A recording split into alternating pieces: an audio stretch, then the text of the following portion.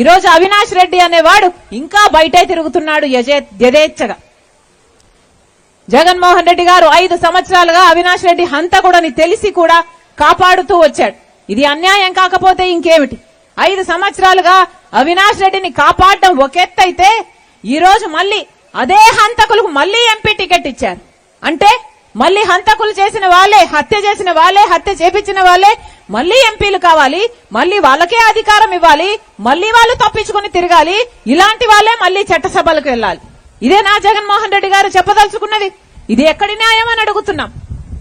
అందుకే ఈరోజు రాజశేఖర రెడ్డి గారి బిడ్డ ధైర్యం చేసి నిలబడింది అంటే ఎందుకంటే హంతకులు మళ్ళీ గెలవకూడదు కాబట్టి, హంతకులు చట్టసభలకు వెళ్లకూడదు కాబట్టి. అందుకే చెప్తున్నా, రాజశేఖర రెడ్డి బిడ్డగా మీరు ఆశీర్వదించండి, న్యాయాన్ని మీరు గెలిపించండి.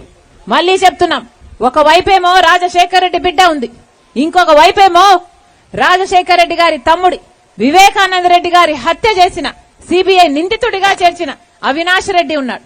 మీకు రాజశేఖర రెడ్డి బిడ్డ ఎంపీగా కావాలో లేకపోతే నిందితుడిగా ఉన్న అవినాష్ రెడ్డి ఎంపీగా కావాలో నిర్ణేతలు మీలే. ఒకవైపు న్యాయం ఉంది, ఇంకోవైపు అధికారం ఉంది, ఒకవైపు ధర్మం ఉంది, ఇంకోవైపు డబ్బుంది. మీరే నిర్ణేతలు.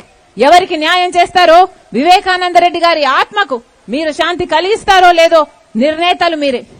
కానీ నేను రాజశేఖర రెడ్డి గారి బిడ్డగా చెప్తున్నా, రాజశేఖర రెడ్డి బిడ్డను నేను, నా గుండెలో నిజాయితీ ఉంది, మీకు సేవ చేయాలి అన్న తపన ఉంది. మీరు ఆశీర్వదించండి. ఎలాగైతే రాజశేఖర రెడ్డి గారు మీ మధ్య ఉన్నారో, వివేకానంద రెడ్డి గారు మీ మధ్య ఉన్నారో, ఎలాగైతే వాళ్ళు మీకు నమ్మకంగా సేవ చేశారో, రాజశేఖర రెడ్డి గారి బిడ్డగా మీకు మాటిస్తున్నా, రాజశేఖర రెడ్డి బిడ్డ మీ బిడ్డ అవుతుంది, మీ బలం అవుతుంది, మీ బాధ్యతను తన భుజాన వేసుకుంటుంది, మీకు అందుబాటులో ఉంటుంది. రాజశేఖర రెడ్డి బిడ్డ మీకు మాటిస్తుంది. నేను రాజశేఖర రెడ్డి బిడ్డను. పులి కడుపున పులే పుడుతుంది. మనస్ఫూర్తిగా ఆశీర్వదించండి.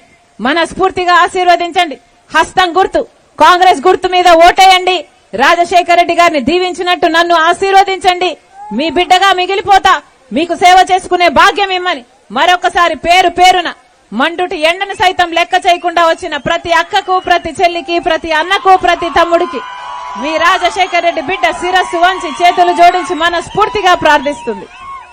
జోహార్ వైఎస్ఆర్, జోహార్ వైఎస్ఆర్.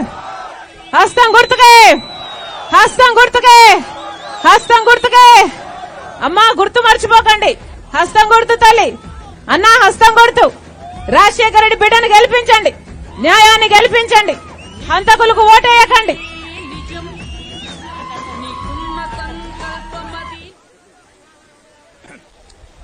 ఇప్పుడు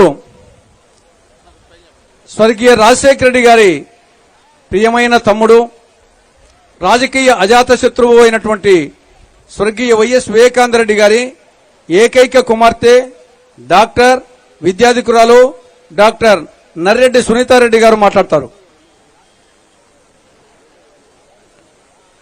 బ్రహ్మం గారి మతం ప్రజలకందరికీ నమస్కారం.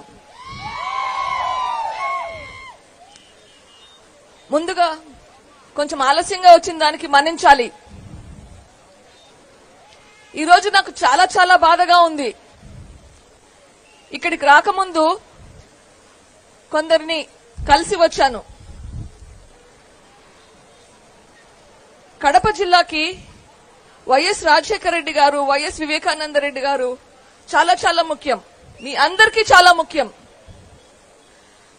ఈరోజు నేను కొందరిని కలిసినప్పుడు వాళ్ళు నాతో చాలా బాధపడుతున్నారు.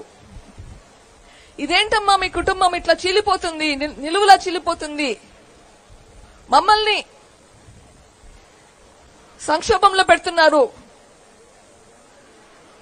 ఇట్లా చేసి అని. మిమ్మల్ని ఒకటే అడుగుతున్నాను, ఇటువంటి పరిస్థితి ఎందుకు వచ్చింది మనకి? వైఎస్ రాజశేఖర రెడ్డి గారు, వైఎస్ వివేకానంద రెడ్డి గారు మనందరికీ ఎన్నో చేశారు. వాళ్ళ కూతుర్లు ఇట్లా రోడ్ల మీద తిరగాల్సిన అవసరం ఎందుకు వచ్చింది చెప్పండి? ఇది న్యాయమా? ఇంకా అంటారు కూతుర్లు పుట్టినీళ్ళ మీద అబాండాలు వేస్తున్నారని. కానీ ఈ పరిస్థితి ఎందుకు వచ్చింది? వివేకానంద రెడ్డి గారి చావుకు కారణం ఎవరు? ఆలోచించండి. ఇక్కడ మీ ఆడకూతుర్లు మీ ముందరకు వచ్చారు. మమ్మల్ని వివేకానంద రెడ్డి గారు గాని రాజశేఖర రెడ్డి గారు గాని ఆడదంటే అబల అని పెంచలేదు. ఆడదంటే ఒక నారీ శక్తి,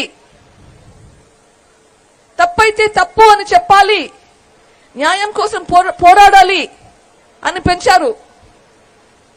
మన పిల్లలకి మనం ఏం చెప్తున్నాము? మనకేదన్నా అన్యాయం జరిగితే సహించమని చెప్తామా? లేదా మనకు అన్యాయం జరిగితే దానికోసం పోరాడాలి అని చెప్తామా? ఈ పోరాటం ఎవరి కోసం? వివేకానంద రెడ్డి గారు పోయారు. ఈ పోరాటం ఎవరి కోసం? మరి మన సమాజం కోసం కాదా? మన పిల్లలు కొంచెం మంచి సమాజంలో బ్రతకాలని కాదా?